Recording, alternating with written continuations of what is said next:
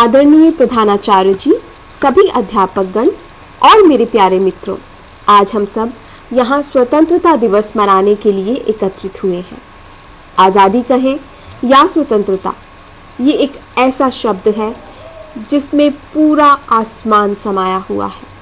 आज़ादी एक स्वाभाविक भाव है। यदि बीज को भी धरती में दबा दिया जाए तो वो धूप तथा हवा की चाहत में धरती से बाहर आ ही जाता है। क्यों? क्योंकि स्वतंत्रता ही जीवन है। स्वतंत्रता के बिना जीवन का कोई अस्तित्व ही नहीं। व्यक्ति को पराधीनता में चाहे कितना भी सुख प्राप्त हो, किंतु उसे वो आनंद, वो खुशी नहीं मिलती जो स्वतंत्रता में कष्ट उठाने पर भी मिल जाती है। तभी तो कहा गया है, पराधीन सपने हूँ सुख नाही। सदियों से भारत अंग्रेजों की दास्तां में था। उनके अत्याचार से जन जन त्रस्त था। खुली फिजा में सांस लेने को बेचैन भारत में आज़ादी का पहला बिगुल 1857 में बजा, किंतु कुछ कारणों से हम गुलामी के बंधन से मुक्त नहीं हो सके।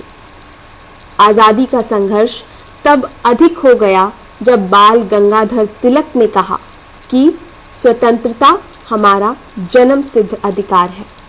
अनेक क्रांतिकारियों और देशभक्तों के प्रयास तथा बलिदान से आज़ादी की गौरव गाथा लिखी गई। जिस देश में चंद्रशेखर, भगत सिंह, राजगुरु, सुभाष चंद्र बोस, खुदीराम, राम प्रसाद बिस्मिल जैसे क्रांतिकारी और गांधी, तिलक, पटेल, नेहरू जैसे देशभक्त मौजूद हों, उस देश को गुलाम कौन रख सकता था? आखिर देशभक्तों के महत्वपूर्ण योगदान से 15 अगस्त 1947 को अंग्रेज़ों की दास्तां और अत्याचार से हमें आज़ादी प्राप्त हो गई।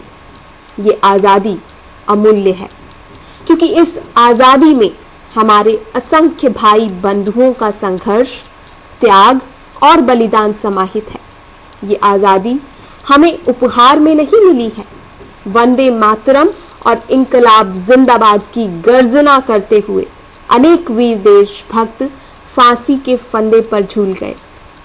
13 अप्रैल 1919 को जलियांवाला हत्याकांड, वो रक्त रंजित भूमि आज भी देशभक्त नर नारियों के बलिदान की गवाही दे रही है। आज़ादी अपने साथ कई जिम्मेदारियां भी लाती है, हम सभी को, जिसका ईमानदारी से निर्वाह करना चाहिए। किंतु क्या आज हम 69 वर्षों बाद भी आज़ादी की वास्तविकता को समझकर उसका सम्मान कर रहे हैं?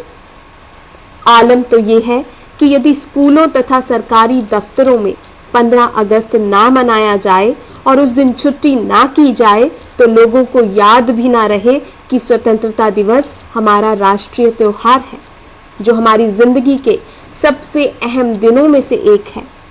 आज वैलेंटाइंस डे को स्वतंत्रता दिवस से भी बड़े पर्व के रूप में मनाया जा रहा है।